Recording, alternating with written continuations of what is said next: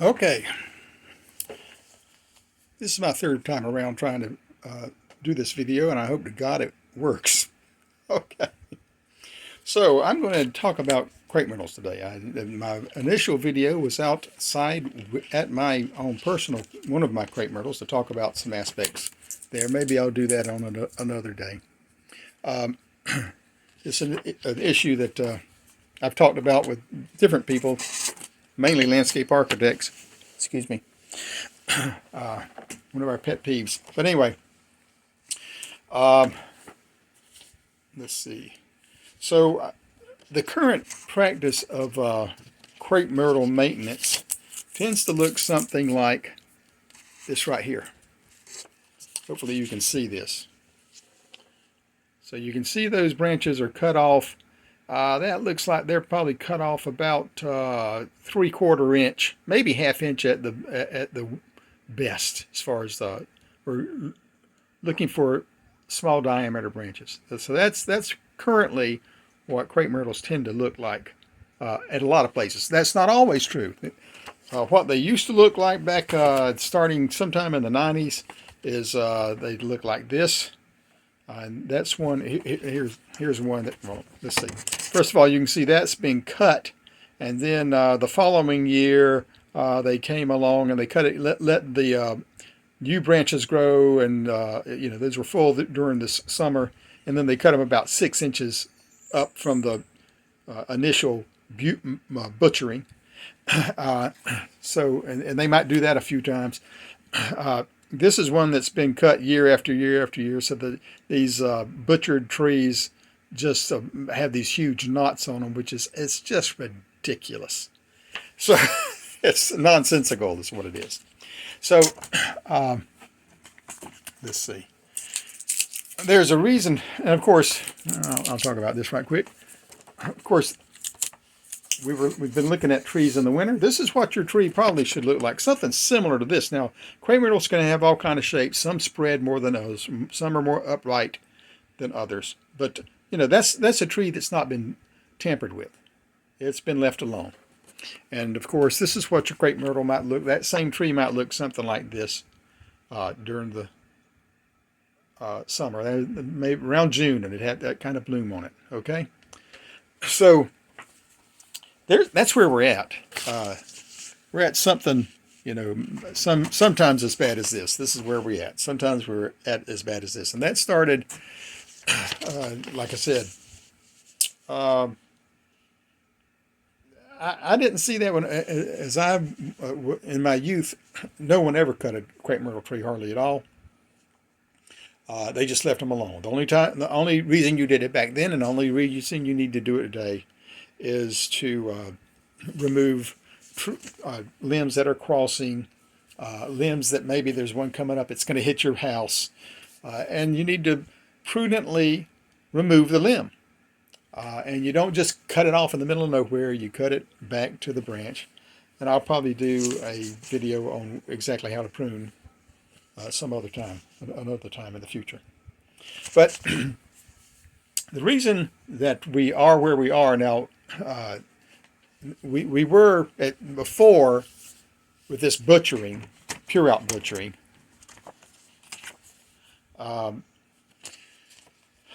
This is just a way for somebody to make a living.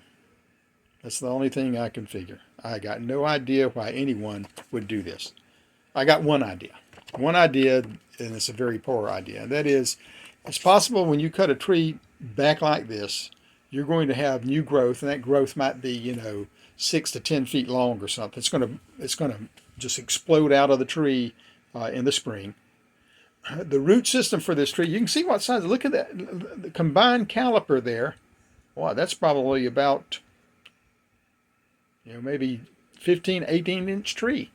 Can you imagine a 15 or 18-inch oak tree or magnolia tree, and what size that would be? So there's a lot of energy in this tree. There's a lot of energy that those roots have grown to use. And when they are ready to go, and I might not be using it I'm not trying to be scientific here.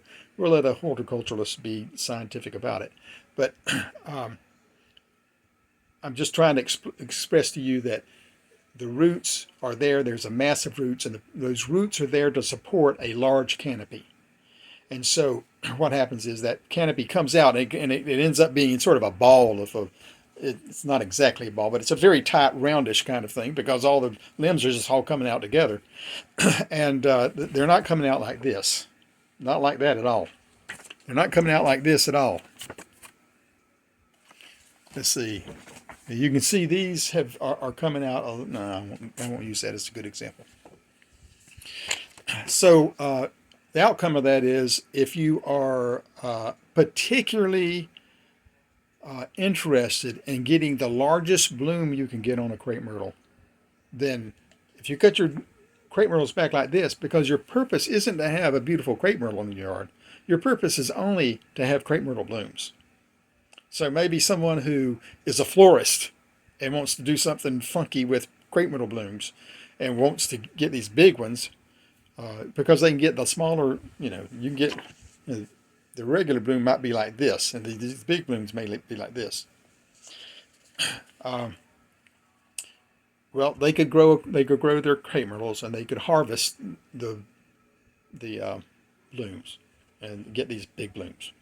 But now, for me, that's nonsense. It is true that if you take that crepe myrtle, and as the initial blooms begin to fade, you can cut those individual blooms right at the end. Just snip the end of them. I mean, they're not even this big, right? I mean, the branches are half that size, right? Not very big at all. And you just snip them right off, and you can almost do it with your hand, and it is true that you can get some additional blooms, but, and I've done it some myself, the effort you put into snipping blooms on your crepe myrtle just doesn't really pay off that all that great. You're not getting that many. It's not like, oh, you snip that bloom, now you're going to get an equal bloom. No, it doesn't work that way. So, I see personally no effort, no purpose in putting the effort into creating, trying to get a few more blooms, and that's all you're not going to get piles more blooms. But you can if you're crazy into it. So our current practice is to do this, or we're actually more like this. There's a lot more of this going on, and the reason is, as I told you, we're talking about landscape history, because something happened in the past. And what happened in the past is the University of Florida came out with a study. The point of the study was to figure out not what would make that crepe myrtle more happy, more healthy, but how the contractor could make the most money. So it's how fast can you cut the tree and carry off the debris. That was the point of the study. And they did three things. One, they did some crepe myrtles like this. Whack. And found out how fast you could carry off the debris. Secondly, they did another group of crepe myrtles with, now this is actually a little bit small, with 1-inch diameter branches that they cut. So this would have had, more foliage, etc., coming, smaller stems and things coming off of it as it went on up. But they cut it off to right here, so it's coming up from the tree, hanging out there, whack. All right, and that's where you're getting something that looks more like this. It still looks like a broomstick, sort of. Where the end of the things are cut off, like a broomstick is just cut off at the end, right? The straws. And then they did it at pencil width. So they cut off the end, and this was the nice thing about being at my crepe myrtle outside. I was able to show you. But this is at the end of branches. You do a lot of cutting to cut all these off. So they're not going to bother cutting this right here. Okay? Now they made a compromise, and they've decided we're going to cut something like that. At least it looks sort of like a tree. Okay? No, it doesn't look like that. Right? But they don't care. They don't even say to you, oh, you know, we know we're going to destroy the character of your tree, but it's not going to be too bad.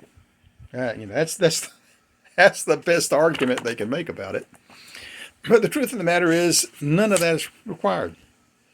You don't need to pay anybody, or you don't need to put your own energy into cutting out your crepe myrtles every year. It doesn't do anything for the crepe myrtle of any significance. It doesn't do anything for your back. It doesn't do anything for your wallet. It just does something for the guy who makes a living. First, and they come show up at my house. Sir, we'd like to mow your yard, or we'd be willing to mow your yard. Okay, how much it costs to mow my yard? All right, thank you. And by the way, we can pressure wash your driveway. All right, how much is that going to be? That'd be $200. No, thank you. And we can cut those crepe myrtles. Well, they want to cut the crepe myrtle. Everybody comes to my yard who works in the landscape wants to cut my crepe myrtles. They never cut my crepe myrtles. I've cut my crepe myrtles, but I wouldn't let anybody else touch them. The only way I'm going to let somebody touch my neighbor crepe myrtles is if I'm sitting there with a yardstick pointing at every limb and where I want them to cut it. Because obviously somebody who cuts like this or even like this doesn't understand. Okay? So my goal is this. In the winter, and this in the spring all the way through to fall. Okay? Something like that. So that's what the study was about. The study was about how to put money in somebody's pocket. And this is the way universities work. If you don't know it, they're interested in who can make money for the university. Okay? So there was probably all kind of ideas about what a horticulture department might study. And in this case, they chose to study this because why? Because there's companies who have money, who can give their money to the university. Organizations that have money, membership of organizations that have money, who can support studies and things at the university. So, we all know this. This is the same thing with pharmaceutical industry stuff. It's the same stuff. It doesn't matter what it is. The university is interested in what will bring them the most prestige. If they think they can get prestige out of you as a student, you're in. If they don't think they can get prestige out of you as a student, they aren't very concerned for you. Okay. Now I'm talking about universities. Everyday colleges are probably just happy to get a tuition, right? Your community college. But I'm sure it's true everywhere to a degree. Simply is, we got so used to people lying to us that we're just choosing who to believe. So what I want to urge you to do, just like with this is why I'm sharing this information about where this crepe myrtle stuff came from. It doesn't come from truth. It doesn't come from reality. It just comes from a narrative that somebody wants to tell you so that they can gain something for themselves. That's what so much of humanity does. And so I pray that we'll have a country that will be based on honesty going forward. But the only way we can do that is to select people who are more honest. No one's totally honest. And we know that they're going to lie to us about something. But, there's some that are so obviously, blatantly, ridiculously a lie that a thinking person it's obvious. So think. Use the brain the good Lord gave you. Have a good day.